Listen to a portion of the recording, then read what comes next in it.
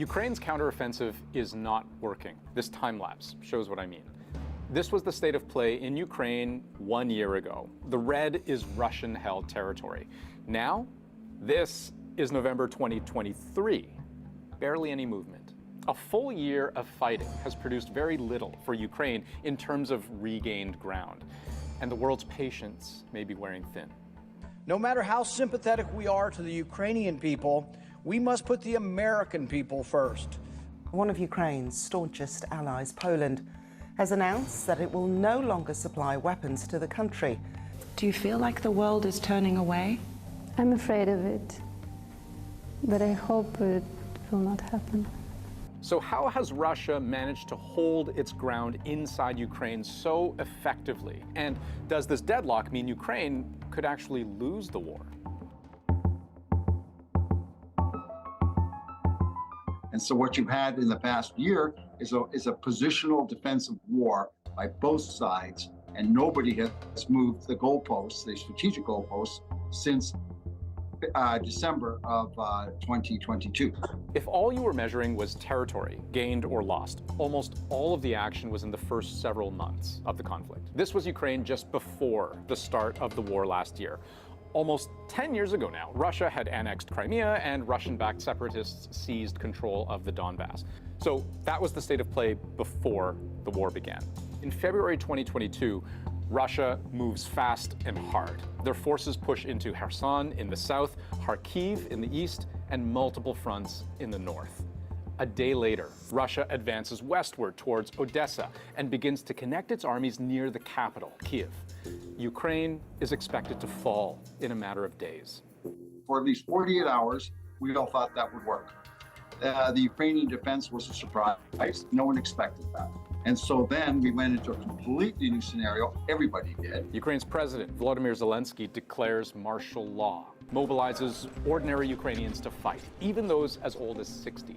We are in a queue where people are waiting to get their weapons to fight the Russian invaders. There is no reason to believe that they're going to stop anytime soon. Western weapons would make a difference. Javelin anti-tank missiles stalled the offensive on the ground. Man-portable, fire and forget. They were easy to shoot, and soldiers could immediately take cover after launch.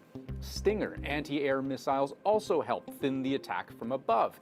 And by mid-March, Ukraine was launching a counterattack, an attempt to recapture some of that initial ground lost. Russian forces by mid to late March achieved basically the maximum extent of advance they had in Ukraine to this day. In the spring of 2022, Russia pulled back in a big way. And by summer, Ukraine had real momentum. In August, it began a campaign to retake Kherson in the south. By September, it was in the east in Kharkiv. Russian forces collapsed. By winter, they had lost almost all that they had gained in their initial blitz. You can see how quickly war can move. But that was last winter. It's been a full year since then. And on the battlefield, what has repeatedly thwarted further Ukrainian counterattacks has a very specific name and a very long history. What the Russians are doing now inside Ukrainian territory, they call this the elastic defense, or defense in depth. And it dates all the way back to the First World War. So let's say this is your front line. Ukrainian forces on that side, Russian forces over here. Ukraine is on the counterattack. Russia is trying to buy time. When Ukraine pushes forward with its tanks and its troops across that line, Russia's defenses are actually spread across multiple lines of defense.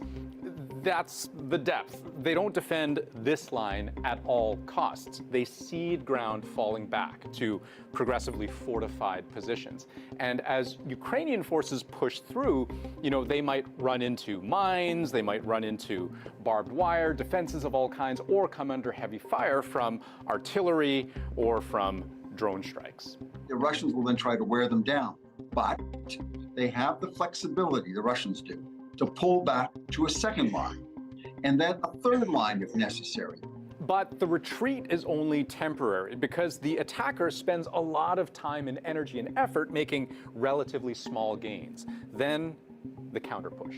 So in all this process, they are wearing down the Ukrainian attacker bleeding him dry, wearing out his equipment, and then eventually the Russians then counterattack. Here's what that looks like in real life. We can see Russian defensive fortifications from satellite imagery and aerial video. This is from Russian state TV. One line of defense, these concrete pyramids called dragon's teeth. The pointed tops make it hard for tanks and other vehicles to drive over. When a tank comes up against these pyramids, the tank must either try to get around it somehow or call up combat engineer tanks that would then try and plow it out of the way, because they have plows that will try to move it. So they can be moved, but you got to work on it. All while this is all happening, the guys in the fortification, in the trenches, are bringing down artillery fire and other types of fire, and these guys making life miserable. Often the second line of defense, an anti-tank trench with steep sides, making it difficult for tanks to climb down or back out the other side. Building temporary bridges or even refilling the trenches can take time and creates a bottleneck, putting the advancing army at risk. The infantry has got that ground, that first line, zeroed in. They can observe it, and they have zeroed it in. That's a military term where they have targeted their weapons, the artillery, the rifles, the machine guns, the tanks. And within that first line, you try to shape the advance, depending on the ground, to force the attacker into a certain area which you would call your killing zone. Then there's the third line, the rear guard. This is where you'll find deep defensive trenches, artillery support, and reserve forces ready to counterstrike at the right moment against depleted, exhausted attacking troops. So, going back to our diagram, at any time during the retreat, either at this secondary line or at this third line, or however many lines there may be even farther back from that, Russian commanders can make the call to turn the tables, to rally and push back right to where it all started.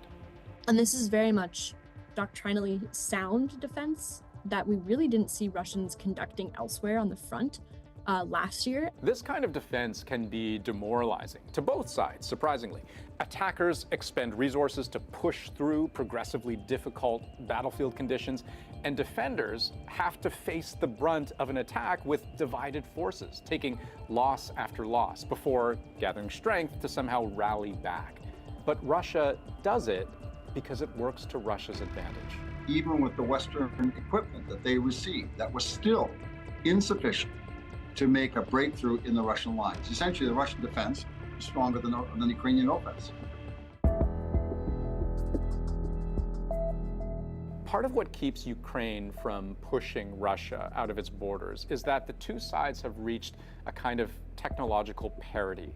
Tanks, artillery, drones, guns, both sides have them, both sides use them, neither side ekes out an advantage. Just like in the First World War, we have reached the level of technology that puts us into a stalemate, said Ukraine's Commander-in-Chief, General Valery Zaluzhny, in a recent interview with The Economist. He thinks it would take a massive technological leap to break the deadlock, and that kind of help from the rest of the world has not been so forthcoming. Russian and Ukrainian forces have a lot of technological similarities at this point that very much is almost like a zero-sum game when it comes to trying to pursue offensive operations. But if this is a zero-sum game, arguably Russia wins ties. It has 3 times the population of Ukraine and an economy 10 times bigger. But the Russians have a historical ability and propensity to sacrifice more people in battle, let's say, than Western armies or perhaps the Ukrainian army. But so the Russians do take higher proportional casualties. They have a history of doing that. This is a war of attrition. Who can put up more than the other person, the other attacker? That's what it's about.